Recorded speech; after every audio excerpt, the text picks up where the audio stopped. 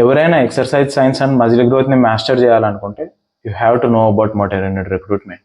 మన hand or leg move చేయాలి అంటే మన మజిల్స్ కాంట్రాక్ట్ అండ్ రిలాక్స్ అవ్వాలి. ఇప్పుడు ఈ మజిల్స్ కాంట్రాక్ట్ అయ్యేలా చేసేవే మోటార్ యూనిట్స్. మన బ్రెయిన్ సిగ్నల్ చేస్తుంది మోటార్ యూనిట్స్ ద్వారా మజిల్స్ని కాంట్రాక్ట్ అవ్వమని. ఇప్పుడు మన మజిల్స్ని జూమ్ చేస్తే ఇలా బండిల్స్ ఆఫ్ మజిల్ ఫైబర్స్ ఉంటాయి. ఈ మజిల్ ఫైబర్స్కి మోటార్ యూనిట్స్ కనెక్ట్ అయి ఉంటాయి. ఎప్పుడైతే బ్రెయిన్ సిగ్నల్ ఇస్తుందో ఈ మోటార్ యూనిట్స్ ద్వారా మజిల్ కాంట్రాక్ట్ అవుతుంది. ఇప్పుడు ఈ మోటార్ యూనిట్స్లో సైజెస్ ఉంటాయి.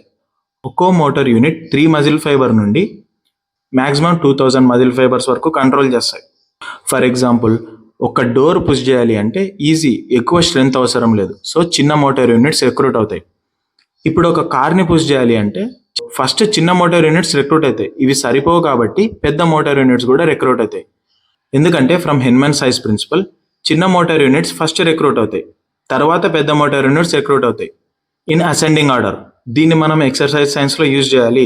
మనం మజిల్ గ్రోత్ని మ్యాక్సిమైజ్ చేయాలి అంటే we need high threshold motor unit recruitment. మనకు ఎందుకు పెద్ద మోటార్ యూనిట్స్ కావాలి అంటే పెద్ద మోటార్ యూనిట్స్ ఎక్కువ ఫైబర్స్ని ఇన్వాల్వ్ చేస్తాయి. అంటే ఎక్కువ మజిల్ ఫైబర్స్ ఎక్సర్సైజ్లో మెకానికల్ టెన్షన్ని ఎక్స్పీరియన్స్ చేస్తాయి.